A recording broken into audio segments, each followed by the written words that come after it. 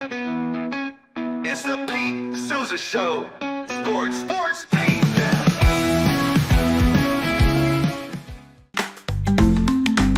Get ready for epic savings at Best Buy. Right now, you can save up to $700 on select Alienware and Dell gaming products. Perfect for leveling up your gaming experience. Plus, grab the latest Android Google Pixel at an unbeatable price. Don't miss these incredible deals. Shop now at bestbuy.com and upgrade your tech today.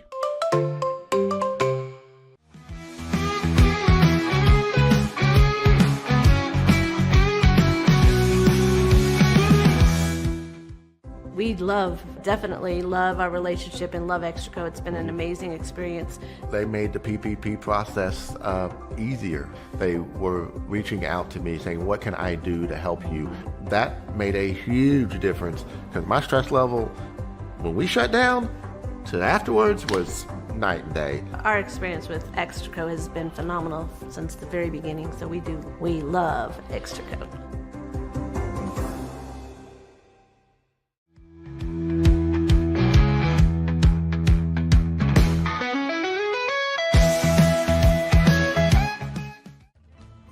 Ready to bring your vision to life? At Small Rig, every idea, design, and product is inspired by you, the creator. With our industry-first under co-design mode and the Dream Rig free customization project, we unite with global creators to turn big dreams into reality. Whether it's a cage rig or mount, Small Rig's versatile gear is built to elevate your craft. Small Rig, where your creativity meets our innovation. Go to smallrig.com.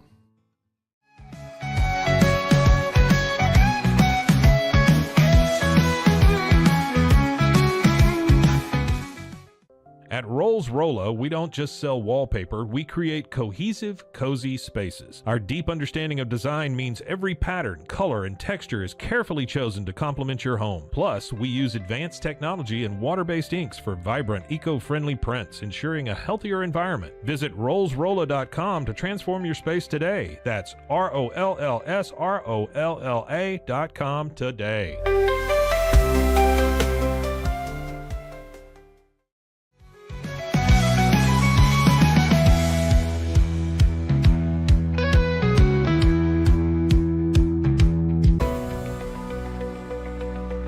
At 25 Home, our ultimate goal is to provide you with a transformative experience, making each day feel like it has an extra hour. We believe your home is more than just a space, it's a sanctuary where comfort, relaxation, and happiness thrive.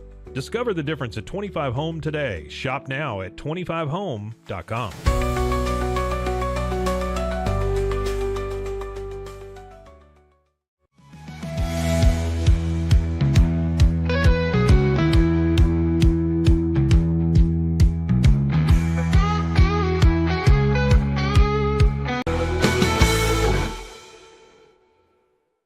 Nobody tells our stories better than our clients. The difference is stark. I was rear-ended at a stop. I thought I was fine, and then once I got home, I realized it's a lot worse than I thought. I ended up having a ruptured disc. You say you're not hurting, and then an hour later, you're saying you're in all this pain. I just felt like most people would think that I was lying. That's when I decided to call Daniel Stark. I owe a lot to Daniel Stark. They really got me what I deserved. The difference is stark. Transform your workspace with Hanomi Ergonomics. From adjustable chairs to standing desks, we provide solutions for comfort and productivity, whether at home or in the office. Improve your posture, reduce strain, and work smarter.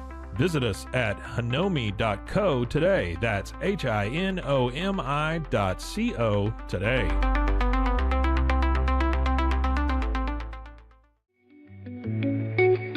Unlock a world of convenience with Mully Box, your one-stop solution for personalized subscription boxes delivered right to your door. Each box is tailored to your tastes. Experience the joy of surprises. Subscribe today at mullybox.com. That's MULLYBOX.com.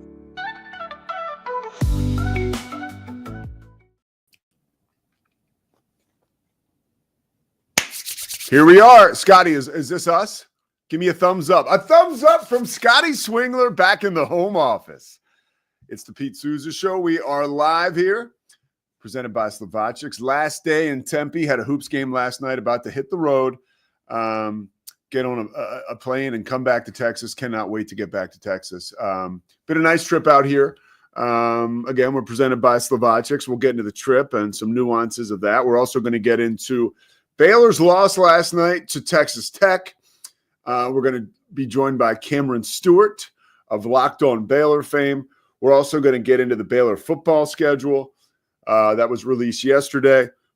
Be curious to see what our man Scotty Swingler thinks of that. Early thoughts for me as the schedule stacks up difficult for Baylor early on. You open with Auburn, then you have SMU, then you have Samford at home, and then your conference schedule starts off at Arizona State. There's two ways to look at that, right? The way I see it. Now, there's one that says, man, this could be a problem for a Baylor team that's riding a wave of momentum and an expectation into this football season. Let me put my hat on. This hair, I look like Doc Brown. It's like a distraction. Oh, Marty.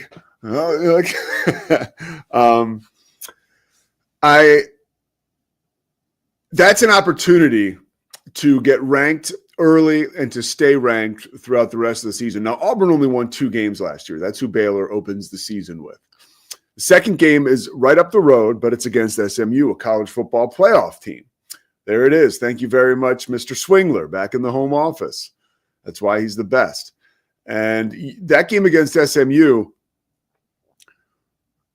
there could be as many Baylor fans at that game as there are SMU fans. Like, keep that in mind. So, I mean, home game, not a home game. We'll see. I don't know SMU's fan base to, like, pack that stadium out to no end. So I believe Baylor will have quite a presence at that game. And it would be an opportunity early on in the season to beat a college football playoff team. The week previous that we were talking about against Auburn. Now, Auburn only won 2 games last year, but they have the 6th best recruiting ranking in all of college football. The Samford win, that's a chance to catch your breath. That comes in week 3. And then Arizona State, you start off your conference schedule. Good news about that is it's at home. The good news about this schedule, when you look at that top line, you've got 1, 2, 3, 4, your first 6 games, which are to be played at home. And Oklahoma State, we just don't know who they are. We'll find out soon enough, but we're not quite sure exactly who they are yet. So we'll chop that up a little bit, talk with Cam about that. I want to get Scotty's opinion on that as we get into segment 3. To start off, Baylor basketball loses last night. I didn't get a chance to really see the game. They lose 73-59 on the road against a ranked Texas Tech team.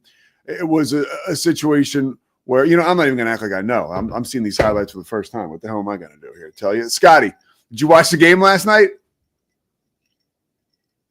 Yes, I watched the end of the game and listened to J-Mo a little bit. I called China Spring last night, but was able to catch the back half. Look at us. Everybody's working around here. So what did you think about this? We're hard at work here, Pete. So what did you think about the second half of the game? I saw it was close early. Obviously, you see the score at the bottom of the highlights. But how did Texas Tech pull away? Yeah, honestly, McMillan was shooting lights out. And I, Pete, had no illusion that we were going to win that game on the road without VJ. VJ Edgecombe, of course, Baylor's star player, out still with that ankle injury. So I was honestly pleased with the effort. It was good to have Jeremy Roach back. But this is still a team that just struggles to find an identity offensively, I think. I think last night you saw really a struggle with the bigs, the lack of another true big besides Josh O. Norchad Omir is a great hustle kind of player, but he's 6'7". Baylor really struggles with size on the interior. So some of those issues came into play, and without VJ, you're just not going to beat these upper echelon teams. You're going to have VJ and Jeremy Roach, I think, to make any kind of run against great teams in this conference or beyond. Okay. How did Roach play last night from what you saw? What I didn't see a lot of it. I listened to a lot of it. He played okay. I don't think he was a huge factor, but just to have him back on the court, he made some good assist. I think it was really Norchad and Rob Wright were trying to force their way in terms of the scoring most of the way. But yeah, just tough without VJ. I think this team is really VJ centric and reliant. Do you have any, did that have any impact on shaping this team's future and going to the tournament and seeding last night? I don't think so. I think the win against Kansas was big to get it home. They've still got Tech coming into Waco, for another one, a chance to get them back here in town with VJ back, you hope. So, no, I don't think so. Texas Tech is arguably the second best team in the conference right now. I don't think it hurts Baylor too much. Baylor does have to start stealing some games like they did last Saturday, though. Yeah, and talking to Bobby Hurley yesterday, it's their first year in the Big 12. He said something that you and I know so well. You look at Baylor's schedule. Yeah, they have a trip to Colorado. Obviously, that's a manageable opponent. But you look at the schedule, there's no place to go and hide in the Big 12. There just isn't. There's opportunities to get more of those big wins, like you said, and solidify and cement your spot in the field of 64, maybe improve your seating. But there's no place you can go and get well for a week or for a game. No. Bear the Truth points out he counted 12 missed points off layups for Baylor. Yeah. So that's obviously not ideal. He also complimented our friend King McClure on the call there in Lubbock. So props. Yeah, it's always interesting for King to have to call Baylor. I think early on, if there was ever a knock on him, it was that he knew so much about Baylor and maybe not as much about the other teams. But now it's like his wealth of knowledge has just grown and grown, and it's really fun to watch him call any game, but particularly Baylor, because in that case, he's just got a ton of info on both teams. So a lot of good intel coming from our buddy King. How do you like his calls? I think he's really good. I think he's definitely grown since he started, which you expect in any profession, But yeah, last night, what I heard, again, just very into the game is what I caught on TV versus radio, but I thought he was really good. He's earned the opportunity, and I think that he's getting better and better. I think he's going to be a star because you got to remember how young he is. And if he continues to progress and stay down this road, the one thing about King, and I'll say this, and I'm not just being like ESPN guy, but I'll talk to him about this if it comes up, and not that he'd ever ask for career advice, or maybe he would, I don't know, but I hope he stays within the ESPN family. Like, there's so many opportunities there that if you stay on that path and just continue, maybe at some point you bounce around a little bit, but that is the most amazing vehicle to like big time stardom, I think, because there are opportunities where other broadcasters, you'll go to different outlets.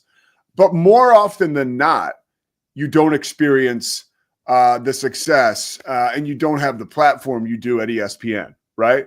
Because I think for King, there's opportunities on like First Take, on like, countdown shows and College Game Day. That whole package in itself, you don't find that in any other entity. I think that's a great point, especially where King's at. I'm a little bitter with ESPN for letting our other Baylor turned broadcaster Robert Griffin III go, last year. But the bygones be bygones, right? I love RG3. I think he did amazing work. And when I met him, he did the Netflix thing on Christmas. I loved it. Yeah. He's tremendous. But I think that I think there's more to that story. I don't think Robert's like some victim. I think there's a little bit of some stuff there. That's just my spidey sense. I don't have any insight, so we'll go with your spidey sense. All right, so let's get to last. I got a funny story for you. I'm in Tempe to do the Kansas State Arizona State game, and by all counts, an important matchup for both of these teams. Kansas State, they're doing the number now that they did last year. Jerome Tang is just amazing, former Scott Drew assistant. His first year at Kansas State, they have 26 wins, and they go to the Elite Eight. Last year, you have a little bit of a hangover, and you make a run and a push towards the end of the season, and you become that dangerous team that can beat anybody on any given night. And you fall just short of the tournament, and you end up losing in the first round to Iowa in the NIT. This year, sort of the same deal. Talked to Coach Tang yesterday. He's got Coleman Hawkins, who was probably the best get out of the transfer portal for almost anybody. The problem with Coleman Hawkins, the only problem as I see it, well, maybe two problems. On the floor, he's not as aggressive as he could be offensively because the guy has an amazing skill set, and obviously his prowess and his athletic ability is like second to none at 6'10". But the second problem for him is that he gets paid $2 million, and I guess his agent released that information prior to the season on The Athletic. So there's like a target on his back. There's a lot of pressure for this young dude out there. You have Doug McDaniel, who is like an awesome little guard running around making plays. David Gasson, it seems like he never misses and is always around the rim cleaning up. They've got some troops, man. And last night those horses were running wild on Arizona State. They got down like 17-2 or 15-0, and they came all the way back to win. And now they've won 4 in a row. They beat they beat Oklahoma State, Iowa State on the road as part of this winning streak, and then they beat Iowa State ranked third at the time, and then they beat Arizona State on the road. These 2 wins against Arizona State and Iowa State that preceded the win last night, they hadn't won a game on the road in a calendar year prior to those victories. So it's like they're putting it together right now. I think they're at 500 overall, and this is where, the Big 12, there's no place to hide. Well, that can be beneficial because now you've got a conference schedule that could really catapult you into, you end up with 19, 20 wins. You've got an opportunity to make the NCAA tournament. And also you have a chance to chip away in the Big 12 tournament. So like Jerome Tang's team is never out of it. And we talked to him yesterday before the game. And I called the game with Scott Williams, who's become like a buddy of mine. And Scott and I are talking to Coach Tang. You got to keep in mind that Scott is a North Carolina guy, an NBA guy. We live in sort of like a silo, right? In our Big 12 silo where like everybody knows everything about the Big 12. Scott is extremely knowledgeable about basketball, but he lives in Arizona. He's been a Pac-12 guy the past like 10 years. So he's like so excited to get to know the Big 12, and he knows it.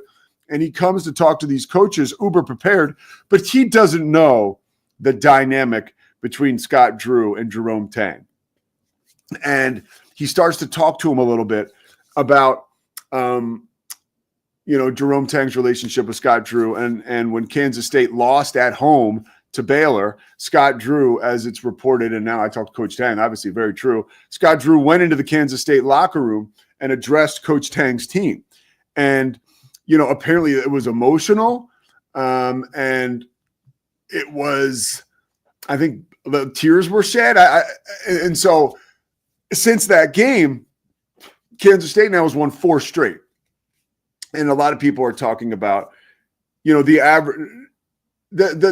average prognosticator or somebody who may not be as dialed in points to that moment as though that's like a first, like that time something like that would ever happen. And so it's brought up to Coach Tang yesterday, and he's just talking to Scott and I, and he's just kind of like, and he has a way of saying it without being like, oh, I can't believe you didn't know this.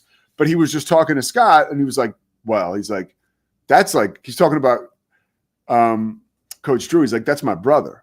He's like, actually, like, I'm closer to him than I am to my brother.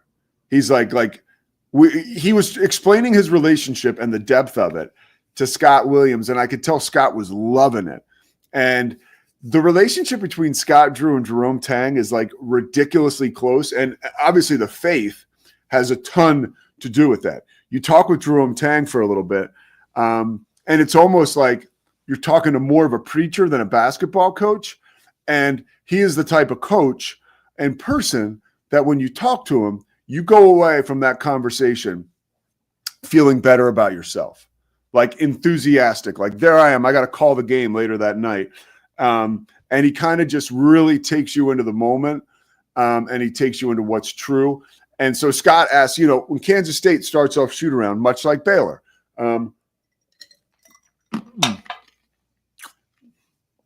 excuse me, I'm going to wet the palate a little. Kansas State, much like Baylor, they start things off with a prayer.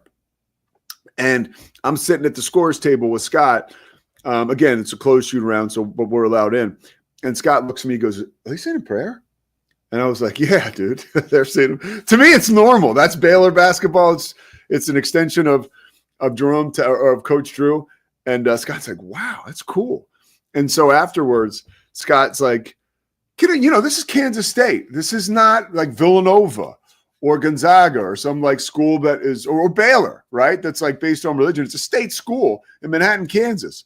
So Scott says to Coach Tang afterwards, he's like, were you saying a prayer there? Coach Tang's like, yeah. And he's like so excited to talk to Scott about his faith. And it's like, it's one of those passionate things that Coach Tang has that like you just can't deny. And the players, even if they're not on maybe that same plane spiritually, they understand that there's an opportunity for them to grow their faith while playing with Coach Tang. And a lot of them do. And what that does is it kind of ramps them up for success in life because there's so many lessons that Coach Tang can share with them when he's leaning on, I don't want to sound too God squatty, but the word, it's all good stuff, man. So it was really cool to see Coach Tang in action and to see his team come back and to see Scott's appreciation of the faith. Because you watch, don't get me wrong, shoot around starts, they roll out this like huge stereo and, you're playing like Travis Scott. And that one guy is like, like all these like, the craziest rap songs, the hardest rap songs, if you want to get into that. So it's not like there's, he takes away from who these guys are or from who they want to be, or is like softening their edges. No. He's actually adding to that mix by giving them that fire, that faith. So it's always cool to be around Coach Tang. On the other side of that, Bobby Hurley, I hate to say it, but it's like he's in his 10th year at Arizona State. And I think the heat is on, man. It sucks because I grew up watching Bobby Hurley and I just love him. And, but I mean, you've got these amazing players. And in the world of NIL, it's just tough to get them all on the same page in such a short period of time.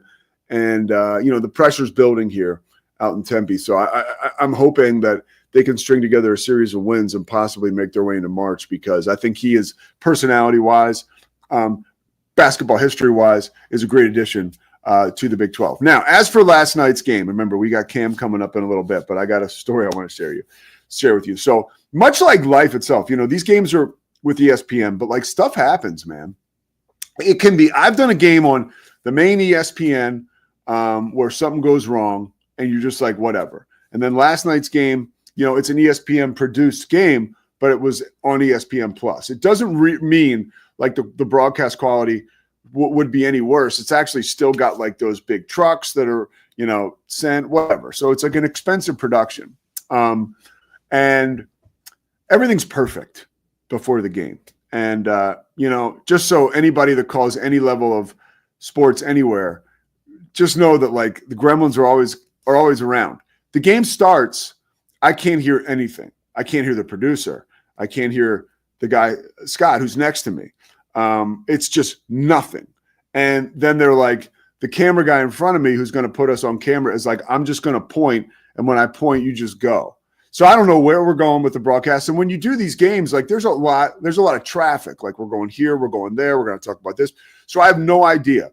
And that goes on for like 20 minutes. And to the point where our sound was so bad when we were talking, I still couldn't hear, that there was like this huge humming and we had to go off the air. Scott and I did. By the time the second half started, everything was worked out. And we did call the first half, like, again, I tried to manage it as best I could. There was one point where, if you're familiar with calling games, you wear the headset and you have the microphone here. Well, I couldn't hear anything. So Scott's trying to make a point, but I can't hear him. And again, by the way, this stuff happens. It goes back to our guy. Dave Aranda said this to me once in a media availability, and I've never forgot it. How are things going when they're not going well? And let me just tell you, things were not going well. But like, how was I going to handle it? Was I going to freak out? Like, no, it doesn't matter who's accountable for this. Like, I've certainly made mistakes. And at the end of the day, I've got to do what I can to manage this thing and get it out to the masses and the people that are watching, some of which are hardcore Kansas State fans that were ready to break my balls wide open. So that gets me to my next point. I was so excited. Brennan Housen played at Villanova, was recruited by Hall of Famer Jay Wright, who, if you watch this show at all, You know I love Jay Wright. Jay retires. Howson is still enamored with Villanova. Jay convinces him to stay at Villanova, so Howson plays for Kyle Neptune. After he plays one season with Neptune, he decides he wants to transfer. Now, Brandon Howson is from Amarillo, Texas. His nickname is the Amarillo Assassin. So I'm like, damn, I can't wait till this dude knocks down a three. Like, I get to call him the Amarillo Assassin, finally, because I knew that was his nickname. So, Scotty, can you play this first clip? So here's an example. This is one of the threes he made early on. I need you to hear the whole call, so listen up. The air has been taken out of this building. Howson deflates it even more. Now, that's what I'm talking about. All right, there's another clip next to it, Scott. The air has been taken out of this building. Howson deflates it even more. Now, that's what I'm talking about. Across the court, errant pass taken away by Jones. Great ball movement. Howson wants another three, gets another three. The Armadillo Assassin is. So if you heard, I didn't call him the Amarillo Assassin. I called him the Armadillo Assassin. So as insecure broadcasters do at times during the broadcast and timeouts, you'll check the traffic on social media. One, because you're just kind of like, it's just in your, it's anxiety. It's not smart. I've seen many other broadcasters way better than me do it. I think Fran Fraschilla did it actually a couple Saturdays ago when Kansas was playing Houston, because I think he was saying Uzan and it's Milos Uzan. And Fran made a point to say on air, like, people are saying, I'm saying Uzan. I know it's Uzan, whatever. So I checked Twitter after like a timeout or whatever. And if you notice, I called Brandon Howson, just to be clear, the Armadillo Assassin, which, by the way, is not his nickname. He is the Amarillo Assassin. So here's what I see on Twitter when I check it out. Go ahead, Scotty. I would like to thank you, Pete Sousa. Brendan Howson's nickname is Amarillo Assassin, like the George Strait song. But you may have given him a new nickname with the fan base. Armadillo is catching on. Folks, AI and the internet remains undefeated. Thank you, Cole Carmody. Cole's a young dude in Manhattan, Kansas. I think he covers Kansas State. So I was like, God damn. But that's one of those things where it brings levity to the situation, and I got a chance to laugh. And at the end of the game, they showed a shot of Brendan Howson after Kansas State won, and I was sure to say the Amarillo Assassin.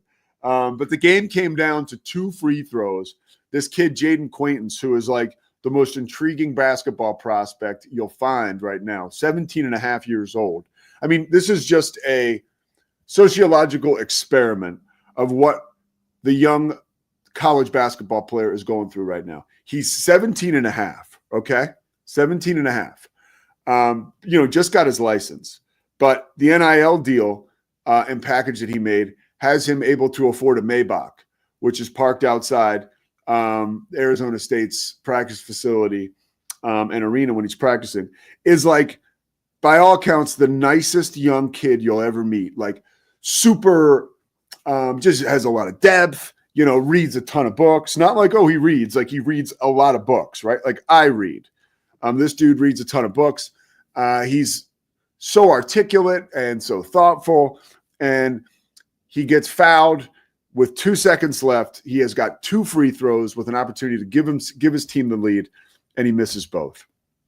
And so Positive Pete, as he's going off the floor, I make that comment because they show Brendan Howson. I'm like, there he is, the Amarillo Assassin, saying thank you to the fans from Manhattan, Kansas that made the trip to Tempe. And then they showed Jaden Quaintance.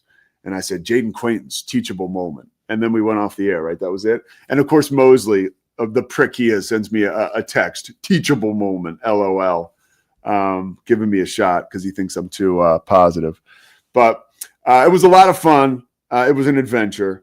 And then this morning, I get to do my Zach Owen crossover with Mike. And I'm talking to my wonderful girlfriend, Christy. And Mike just takes me on the Zach Owen show as I'm talking to my significant other in a hotel room, like with no pants on. I'm like, yo, Mike, like, I was like pissed because we were talking about something like personal, and I'm on the Zach Owen show at 9:35. The spot is at 9:45. He asked me if I was ready. I didn't respond. So why would you put me up on the air? I don't know, but that's what happened. So the Zach Owen faithful knows exactly what's going on in my personal life this morning with my girlfriend. Mike said nothing went out over the air, but do I believe him? No, not really. Am I going to go back and watch? I'm not going to do that either. Okay. But like after last night, where like there were so many technical difficulties during this goddamn basketball game, and then now I wake up to do the crossover on Zach Owen. I'm talking to my girlfriend. It's my birthday, and I'm taken live. And the Zach Owen world sees me for who I am, which is actually a wonderful boyfriend. I think I told her I loved her. All right, I love Cam Stewart. I love Mike Hamilton. We're going to come back after this and roll on the birthday edition of the Pete Sousa Show. Stay with us. Are you ready to take control of your health? At 4U Health, we believe wellness and lab testing should be accessible, inclusive, and yes, fun. With our tech-powered at-home lab test, you save time and money while feeling your best. Say goodbye to long waits and office visits. Check your health on your own terms with 4U Health. Visit 4uhealth.com today and free yourself from traditional medicine. That's the number 4uhealth.com. Get ready for epic savings at Best Buy. Right now, you can save up to $700 on select Alienware and Dell gaming products. Perfect for leveling up your gaming experience. Plus, grab the latest Android Google Pixel at an unbeatable price. Don't miss these incredible deals. Shop now at bestbuy.com and upgrade your tech today. At Fullwell, we bring together the expertise of registered dietitians, MDs, and OBGYNs to give you the best fertility support. Our research-backed bioavailable formulas are crafted with your health in mind, ensuring the highest quality and safety. From preconception to pregnancy and beyond, we exceed industry standards with independent testing for harmful contaminants. With our comprehensive practitioner directory, personalized care is always within reach. Fullwell, your trusted partner on your fertility journey. Visit us at fullwellfertility.com. Experience the perfect blend of exquisite craftsmanship and life-changing technology with Gevi. Every product is built with precision, featuring specialized parts that ensure durability, efficiency, and safety. We put every machine through 6,000 rigorous tests to guarantee long-lasting performance. With cutting-edge technology and a commitment to energy efficiency, Gevi makes your life easier, greener, and more convenient. Upgrade your everyday with Gevi. Visit us at gevi.com to discover more. That's gevi.com. Have you ever watched true crime television and wondered, how did they get that story? I can show you. I was a producer for 48 Hours on CBS News. In my exclusive tell-all book, I'll take you where no audience has ever gone before. Don't miss out. Secure your copy of Killer Story, The Truth Behind True Crime Television today. Available everywhere books are sold. With San, owning iconic furniture no longer requires paying a premium. We use the finest materials like Italian top-grain leather, known for its durability and luxurious feel, and apply meticulous attention to detail in every piece we create. Our replicas are crafted with the same care and precision as the originals, but at a price that makes them accessible. With over 15,000 satisfied customers worldwide, we've proven that high-quality furniture doesn't have to come with a high price tag. Explore our collection today at san.com. At Covers & All, we've revolutionized protective solutions with cutting-edge, customizable covers, tarps, and curtains. Using advanced tech fabrics that are 100% waterproof, UV tear, and abrasion resistant, we ensure lasting durability with hand-sewn double-stitch seams. Our commitment to quality, precision engineering, and customizable options is unmatched. With vertically integrated operations and express shipping, we deliver premier protection at affordable prices. Visit coversandall.com today for the perfect fit, guaranteed to last. We haven't been looking for you. Wake up. Hellhound Country, available anywhere you get your podcasts. Protect your online privacy with NordVPN. Browse securely, access content from anywhere, and keep your data safe with military-grade encryption. Whether at home or on the go, NordVPN ensures your digital freedom. Stay secure. Download NordVPN today at nordvpn.com. That's NORDVPN.com.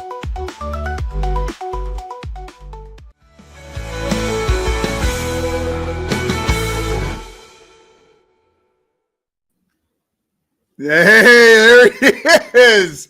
They Locked on Baylor and the Cam Show. They called to me to calm Pete down. They're like, we need Pete to come down a little bit. By the way, happy birthday, Big Pete. Happy birthday to you. You strike me as a guy who's very big, like birthday weekend guy. Oh, birthday month guy. No. February 1st is like, it's my birthday month. Oh, he runs a red light on February 22nd. He's just like, it's my birthday month. You strike me as the type. Kendra Scott, if you have females in your life that wear that jewelry, anytime during a birthday month, you can get jewelry there. So girls love that, like the birthday month. It lasts all month. They're perpetuating it, man. They're keeping this thing alive. Cam, I got a lot to talk to you about. First, we're going to start off with something funny. You probably haven't watched the whole show. Scotty Swingler's back in the home office. So, surprise, surprise, yours truly made like a slight faux pas last night on the Kansas State game and was subsequently owned by the internet. Again, Internet 5, Pete Sousa nothing. So this one is great. No, hold on. Play the clip first. Take it down, Scotty. All right. So here's the clip, okay? The air has been taken out of this building. Housen deflates it even more. Now, that's what I'm talking. Across the court, errant pass taken away by Jones. Great ball movement. Housen wants another three, gets another three. The Armadillo Assassin is. So that could catch on. His nickname is the Amarillo Assassin. Yeah, I figured. Yeah. So right after, I do the insecure broadcaster thing at break. I check my mentions, and this is what I see. Hell yeah. That is so good. That is so good. I'm telling you, that could catch on, man. The Armadillo Assassin. Like, there's some. Do they still do promo posters like him just holding an armadillo in one hand, a basketball in the other? I can see that. I don't think I'm going to go down in the lore that the sports writer from the Houston Chronicle did that named Phi Slamma Jamma. I can promise you that. Probably not. Yeah, but kudos to Kansas State fans and getting in my rear for that. Kansas State won the game, so they can't be too upset. And it was a lot of fun. And at the very end, I called him the Amarillo Assassin to make sure, like I punched it. Yeah. And then you'll get some Texans correcting you on that because they'll say Amarillo. So thank you. You can't win, Pete. You can't win. And then the game ends, and I tried to say something nice about the kid Quaintance who missed 2 free throws. I said like teachable moment, and then I got Mosley, our own, trolling me. Teachable moment in quotes. LOL. Like you're carrying their water, man. You're carrying Quaintance water. Clearly. All right, so what the hell happened last night? I want to get to Baylor basketball and football. I know I only have you for a finite amount of time. The basketball team, I'm just going to say his name. I wouldn't say Ashley Hodge tweet something the other day about players going to bars when they're healthy and not playing. Mm-hmm. My immediate take on that was, look, it's really not. I mean, Ashley Hodge was reporting what he knows. I guess that's his job. Whatever. He's kind of winging it there, not winging it like, oh, he doesn't know, but he's got some balls to throw that out there, right? Sure. And these are adults, and maybe they're not playing. You can still go to the bar and hang out, like whatever. But I mean, there's more to the situation, right? Like these guys are healthy and they don't want to play. My scenario or take on this whole thing is all summer long, or not all summer, but we were losing our minds at the thought of losing Scott Drew to Kentucky, right? As a Baylor basketball fan, if you are a Baylor basketball fan, at the end of the day, you almost just have to trust Scott Drew and his ability to govern and manage this whole situation, because what's happening at Baylor is not unique to Baylor. It's happening all over the country in scenarios somewhat like this, right? Mm-hmm. Guys maybe sitting out because they can make more money next year if they get a medical redshirt this year, all kinds of stuff like that. You don't want to play if your numbers are going to suck, because then how much money are you going to make somewhere else next year? What have you learned about that situation? And then I guess, what have you learned about that situation first? And we'll ease into last night. Yeah, so in terms of the situation with Langston Love and Jeremy Roach, I've heard from people around that locker room that they were able to play. Now, this was the first I had heard cleared to play. Now, that typically seems like it goes hand in hand. But from what I was hearing, it's like they're good to go. They're just not playing. And, I mean, we hear that from coaches all the time of like, oh, we just precautionary, give them a little bit more time. But this was the first I had heard of cleared to play. And look, there's quite a few reporters that I don't necessarily trust that I do need to corroborate. Ashley Hodge is not one of them. I think he's the most plugged in guy with this program. And I did hear from people that they saw Jeremy Roach. Now, I'm with you, Pete. I'm with you on celebrate, man. As long as you can get your stuff done and you're not committing crimes, like go and celebrate, man. That's totally fine. But when a guy's being held out of a game because of a concussion and he's sitting next to a DJ's booth at a nightclub, I call a nightclub, those who've been to Scruffs can maybe parse through that, whether that's the right terminology. But he's at a bar, it's loud. And I just, that one, I'm like, I'm not quite getting this. And so there's been rumblings around this team all year in terms of kind of problems in the locker room. That certainly goes away with that win against Kansas. Everyone's like, all right, everything's fine. Here we go. And then we get this right afterwards. And we're still, Roach played last night, but still no Langston Love. Still don't know the deal with him. It's one that's easy to kind of sweep under the rug is maybe a loaded term, but it's a one to kind of easily push aside because he had several injuries last year and he's not through no fault of his own, like an injury prone player. But I have heard similar things, and that's why I was not shocked to see that from Ashley, that there are guys who are ready to go, cleared to play, and have not done it. And you're right, this is a problem in kind of the NIL portal world, and it's not just basketball. It happens in football too. Guys leave in the middle of the season. In fact, Baylor in basketball just picked up a guy in the middle of the season from Tennessee. So this stuff happens. You don't want to admit that it happens in your own program, but that could be what we're looking at here. Guys looking at portal options, guys looking at money in the future, money right now.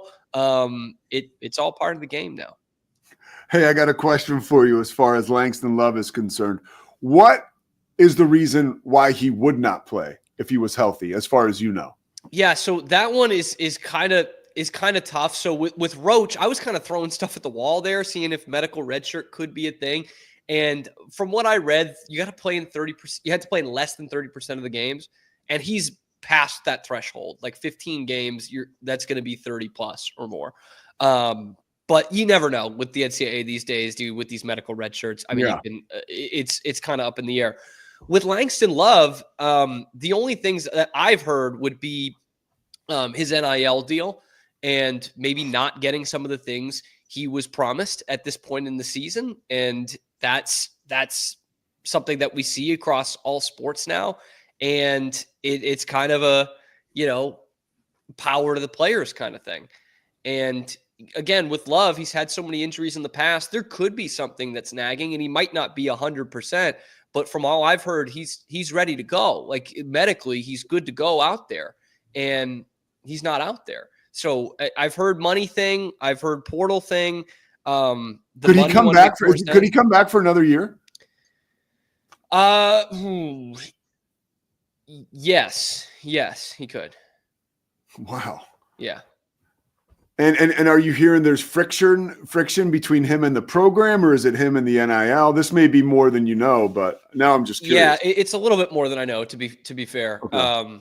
I have heard about friction around the locker room, but not necessarily like, oh, the guys hate Langston Love. I have not heard that, so that's not anything. So from what I can deduce from what I've heard, it's more between, Love, NIL agent, program. Rather than, he's beefing with his teammates or even beefing with his coaches. I mean, that if we're talking a money thing, it's not even a player to coach thing necessarily. Right. No. I mean, that's a different entity. Yeah. And there's a lot of cooks in the kitchen too. Like if you talk to people around, we do stuff here at Rogue Media with GXG Elite and they work to facilitate contracts. And I'm not even going to begin to explain how it works because I don't know. But that's one group. Then there's another group. You know what I mean? Like there's all these different groups, whether they're collectives or not. And the players have agents, right? Yeah. Like the players have people who aren't agents writing out these. Right? Yeah, yeah. Good point. I mean, they don't. Players have agents who are mailmen. Correct. They don't have to be lawyers. They don't have to have any kind of special degree. Yeah. And so that could be a problem when you're writing up a contract, right? So, that could be the case as well. This is what's weird about this, and it's something that's very different from sports in general, but specifically college sports that we've known it as. This could be an issue between agent and NIL people from the school. Like this, there might not be any beef between Langston Love and teammates and coaches, and yet we're in this thing right now, and it's affecting everybody. I was, I did the Cincinnati game, and I saw him at the shoot around, and he was so pissed before the game, and he was just before shoot around, he was just sitting there in the gym by himself. And initially, I thought, wow, that's a guy that's disappointed because he's not cleared to go. And now the imagination starts to go like, well, maybe he was pissed because he gets instructions from whoever he's getting instructions from and trusting, hey, you can't play tonight. Like, tell them you can't play. Like, and you need to be there. Yeah, that's all speculation. Yep. And again, it goes back to really, I truly believe it's so much bigger than us. Like, you've got the coach that you want. You would rather have no other person really managing a situation like this, truly. So you just got to put your faith in your coach and, root this team on. I saw, the fact that they were able to win, that game against Kansas. It's like, wow, it gives this program life. That's a huge win, a signature win from them this season that they didn't have. What did you see last night against Texas Tech with that shit-eating grin of yours? Yeah, well, I hate the scheduled loss thing, but last night was a scheduled loss. Like when VJ Edgecombe was not in that game, it wasn't going to happen. Tech, I think, is the best team in the Big 12 right now. Obviously, Iowa State, Houston, and Arizona still kind of on the outside. Arizona are right up there as teams that could go to the Final Four potentially, but Tech is playing out of their minds right now. They had a really galvanizing win against Houston on the road on Saturday.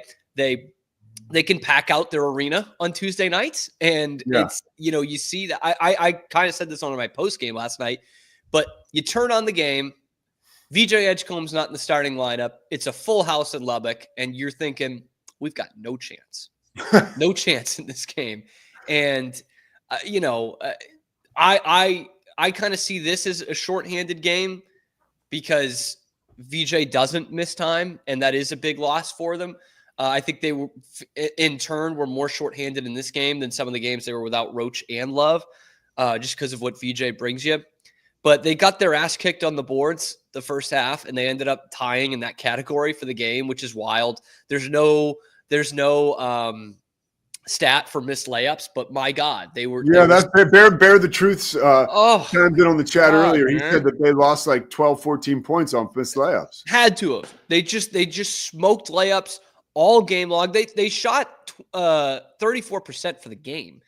They shot 19 of 56 for the game. And so the rebounds end up being even, but Tech gets off 12 more field goal attempts than them. So like that's telling, and they can't hit threes when VJ's not out there. They're just a team that's very aimless when VJ Edgecombe's not on the court. And we all know what kind of talent he is and what kind of, perspective we had for him going into the season, prospectus, I guess. But if VJ's out for one game, like that shouldn't change entirely how you look. And what really kind of bugs me, Pete, in terms of a bigger picture here, because like in a vacuum last night, again, don't like making excuses for a program of this ilk, but it's like, okay, Tech's much better than you, and you're playing on the road and your best player wasn't playing. Like that was going to happen. But just in like bird's eye view of all of this, the last like 3 years, Baylor doesn't win those big road games. You saw Kansas State last night. Kansas State's a team that's probably still not making the NCAA tournament. And they went into Hilton on Saturday and worked Iowa State, a much better team. And of course, there's some flukiness on the Iowa State end for that. But like Baylor hasn't had a win like that on the road in years, man. And you look at any of the games they've played on the road that were not in completely dead gyms, right? Like anything with any kind of atmosphere, right? So that's Gonzaga, that's UConn, Arizona, BYU, Iowa State, and last night against Tech. They lost all of them. All of them. I think only one was single digits. Like they don't even come close in these games. Like to me, that is the mark of a good team. And right now, this is a team that probably should still get in the NCAA tournament, Baylor, but it's far from like that mark of a good team far from a contender in this conference, which I'm sorry, they should be. They're a top 10 team coming into the season. You brought in a bunch of freshman talent, and you brought in some really grizzled veteran talent. Like this shouldn't be as bad as it is. Again, last night, you just accept it at this point, but it shouldn't be this bad. Oh, what do you get the feeling around the coaching? Like, I this is like a segue into something I think that I've gleaned between Scott Drew and Jerome Tang.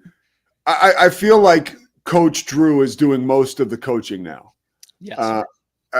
That's something I've noticed. And then yesterday, talking to Coach Tang, and I asked him this question, and he didn't comment, but he said he felt like he's had to simplify things for his players, and they've really gained an advantage, right? He said, we were talking to the guys, and everybody kept saying, I'm kind of confused. I'm kind of confused. And he said, and I'm starting to get the feeling that that's what you get now with so much turnover. Mm-hmm. And he said, finally, I said to my coaches, they're hearing too many voices from you. He said, they need to hear from me. And I almost feel like Scott's taken the same approach. And those two, they compare notes and talk all the time. Sure. That let's have more of a main voice coming from me. And to me, that's a sign of there's so much transition in both of these programs. Kansas State, all the new guys, Baylor, all the new coaches and the new guys, that these coaches now feel like they need to kind of take it back, right? And be more in control. Is that something you've noticed with Baylor? That could be a good explanation for it, because you kind of hit on it at the end there. Is like Baylor's also got 4 new assistant coaches this year, 4 new starters on the court, and 4 new assistant coaches. Like that's a big deal. And to Tang's point, like that's not necessarily a new thing in college basketball. We've seen that be successful. Like, what's the Bill Self coaching tree? Yeah. What's the Tom Izzo coaching tree? What's the Roy Williams coaching tree? Those guys are the voice in the room. Mike Krzyzewski has a great coaching tree, and they're all great coaches. You know what I mean? So, and they run great programs. So there's no one way to bake the cake, but I think that probably is the case with Baylor. And I mean this really as no disrespect, even though it's going to sound like this, but I don't think Scott Drew is one of the great X's and O's basketball coaches in America. I don't think he's one of the top 5 or 10 of those guys, but he's great at managing people and managing, game plans and a style of play that's going to work for a specific team. And not all coaches can do that. And I think that's where Scott has been really successful. And that's why, by the way, he has a great coaching tree, maybe the best in America right now. I think it's tough to argue that he doesn't have the best one. So it is a way to coach. I don't know if it's Scott's best way to coach. And I think he'd probably tell you that as well. One thing that we've heard with the Scott Drew programs over the years was how much power he gives his assistants. We've heard the same thing with Krzyzewski at Duke. And it leads to not only a great coaching tree, but great teams. And you look back at that 21 staff when they won the national championship, and we're going to be looking back at that in a couple of years and being like, wow, he had Tang and John Jacobs on the staff. And that's just a year or two after Grant McCaslin left. King McClure on the broadcast last night goes, I played for both these guys at Baylor. McCaslin was an assistant for him, and he's going to win Big 12 Coach of the Year. Yeah. So I just don't – I think that probably is the case with this Baylor team right now. And not to say that he obviously does a great job hiring assistants, but I just don't know if that's a long-term successful template for Scott Drew, and neither do I think it is for Jerome Tang, who I think is a really good coach. But you look at their record right now, maybe that isn't the template that they need to be following. All right, Swingler, can you put up a triple box and let's talk about this football schedule before we close it out? Scotty Swingler. There he is. So what did you guys? Scotty. I need to hear from you guys about your immediate thoughts. Let's start with you, Scotty, of the Baylor football schedule release yesterday. Yeah, I've gotten some flack from Baylor fans on X for being too critical of Dave Aranda. I've gotten some flack from Pete Sousa for being critical of Dave Aranda. But this is prove it year for Dave Aranda for me, because the bottom line to me is, as Bear the Truth pointed out early in the broadcast, this stacks up nicely where your toughest games are right up front. So you're not going to get too penalized in like the rankings if you lose a couple of these early. But I think 10-2 is a target. I'm not saying less than that is a failure, but I think you have to win at least 2 of those first 4. And I really think you should win 3 of those first 4. Getting Auburn and Arizona State at home, you need to work that to your advantage and get one of those tough wins. I think TCU and Oklahoma State on the road are always dicey. I don't care how good those teams are in any given year. So I really think 10-2 is a reasonable target. And I think if you win less than 8 games with this schedule, after what you just did at Baylor, winning 8 games this past season, I think that's really a failure at that point, in my opinion. I think you should be at the top of the Big 12 competing for a championship the way this schedule lays out. Scotty, let me ask you this, because I'm with you here. If they go 10-2, does that mean they're on like a 7-game winning streak to end the regular season? Yeah, pretty much. I think TCU could be a loss there, right? Like I think TCU. They do like losing to TCU. They like doing that. They like losing to TCU and on the road. You know, I really love that we have most of the like quote unquote like scary opponents at home, like Auburn's at home. You know, Arizona State's at home. Kansas State could be good. They're at home. So SMU's not scary? No, I said most of. That's a home game. That's why, Pete. Most of, Pete. It's an away game. That's a home game. See, that's what I said a earlier. neutral site game.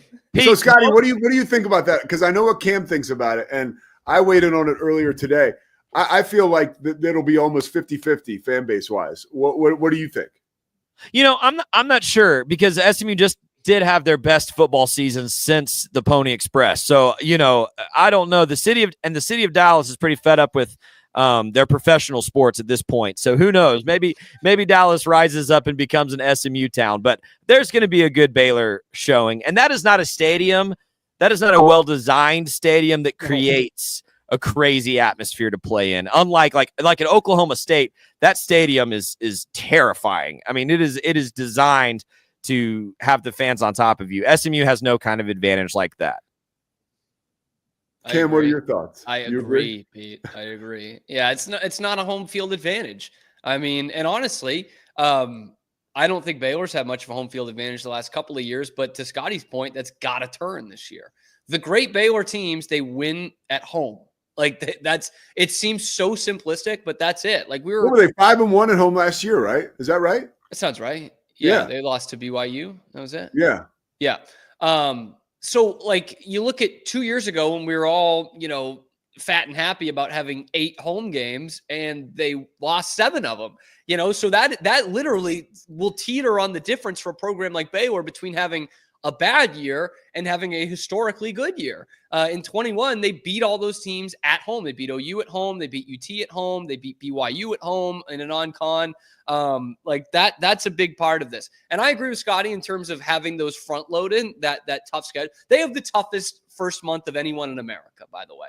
And that's not even including Kansas State in the first week in October. Like the 2 college football playoff teams in the first month of the season, the first 4 games. That's tougher than what anyone else has got going right now. So that is somewhat beneficial to them. And Auburn being in there, which is not a great team, but certainly a brand and certainly SEC. Like if you're going to be Baylor, by the way, 6th ranked overall in recruiting by a lot of those recruiting Auburn? services. Yeah, so they brought in a ton more talent. So the thing with this, why it's so good that it's front loaded, because college football is going to be very much of what have you done for me lately. And if Baylor is in if they're not in the Big 12 championship game, they're not getting in the playoff anyway. I think that's probably fair to say. But if they're in that and they've won 5 or 6 in a row and they're 10-2, like that's going to be a great perception for the committee. Great perception. The same way it kind of was with the ACC and SMU going into their conference championship game that they hung tough and they lost, but they were really good. They were the best team in the conference the last month and a half of the season. So if Baylor can kind of survive that first month and I think go 3-1 probably, then they're in good shape if they kind of take care of business the rest of the way. And unfortunately, that is half the battle for the college football playoff is when you're doing it. If you're winning, or excuse me, if you're losing 2 games in September, that is way better than losing 2 games in November. Way better. Doesn't matter who you're playing.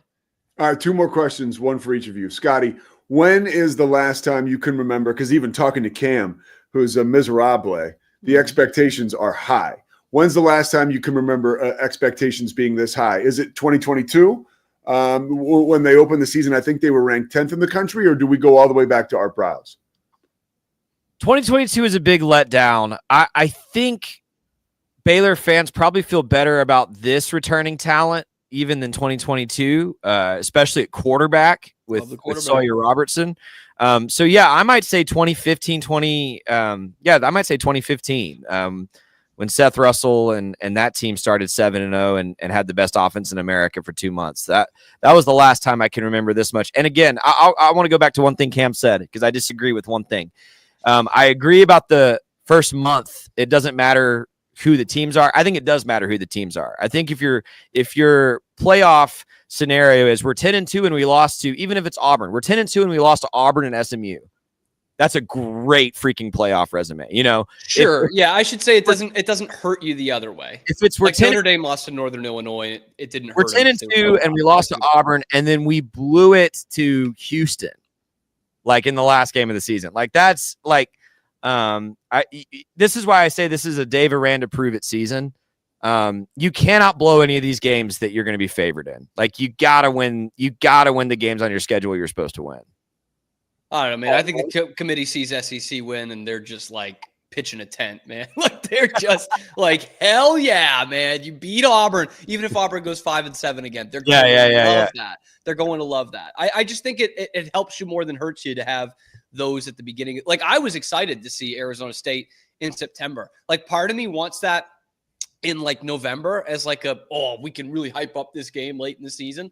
But like you get them in September and you beat them. It's like, man, this Baylor team 4-0. They've beaten 2 college football playoff teams, and you're kind of riding a flat road the rest of the season. You might lose to Kansas State, who's a good team. I think they get the best odds to win the conference title.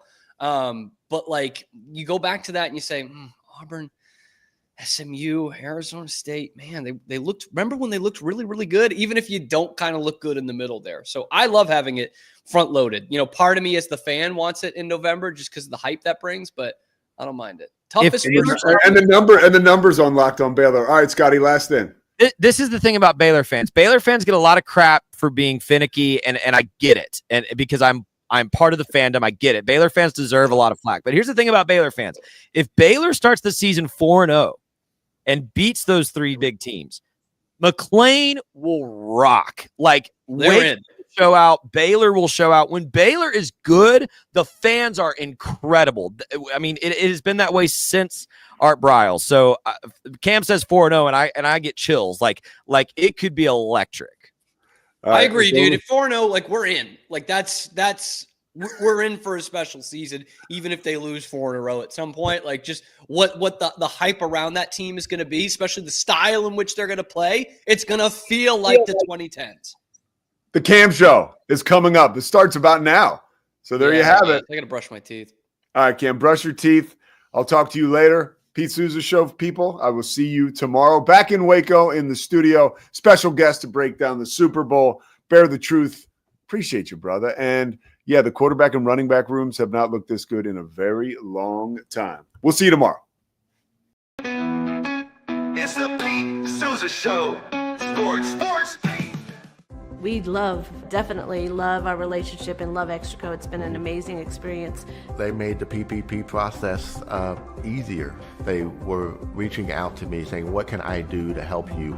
That made a huge difference because my stress level, when we shut down, to afterwards was night and day. Our experience with Extraco has been phenomenal since the very beginning, so we love Extraco.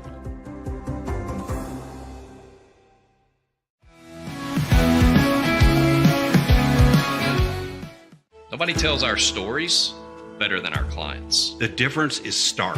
I was rear-ended at 70 miles an hour. I was injured, had a concussion. The insurance company, they delayed. They were playing games from the initial conversation. They weren't going to help me. The biggest thing I learned through this is that you can't go through this alone. I called Daniel Stark. They were going to help me and everything was going to be all right. Daniel Stark got me 10 times the insurance company offered. The difference is Stark.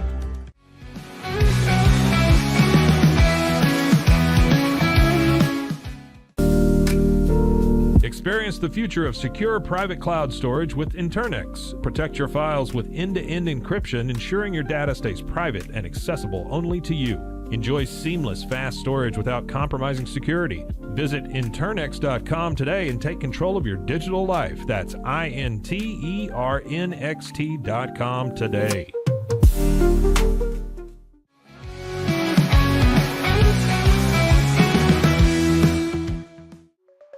Protect your online privacy with NordVPN. Browse securely, access content from anywhere, and keep your data safe with military-grade encryption. Whether at home or on the go, NordVPN ensures your digital freedom. Stay secure. Download NordVPN today at nordvpn.com. That's NORDVPN.com.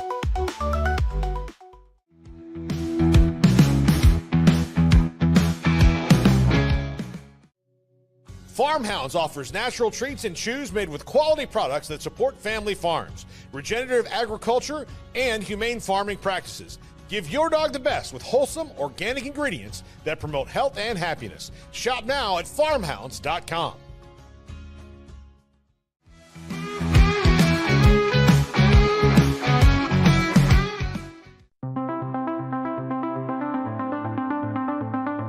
Transform your workspace with Hanomi Ergonomics. From adjustable chairs to standing desks, we provide solutions for comfort and productivity, whether at home or in the office. Improve your posture, reduce strain, and work smarter. Visit us at hanomi.co today. That's HINOMI.co today.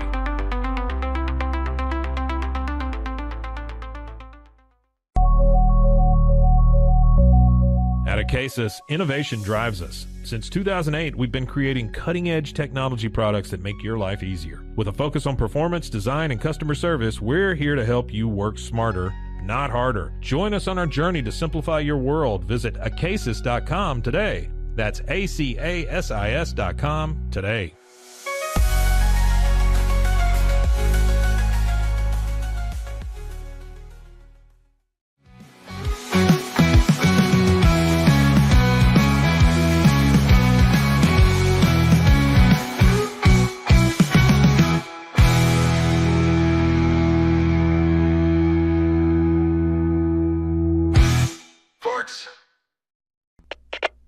We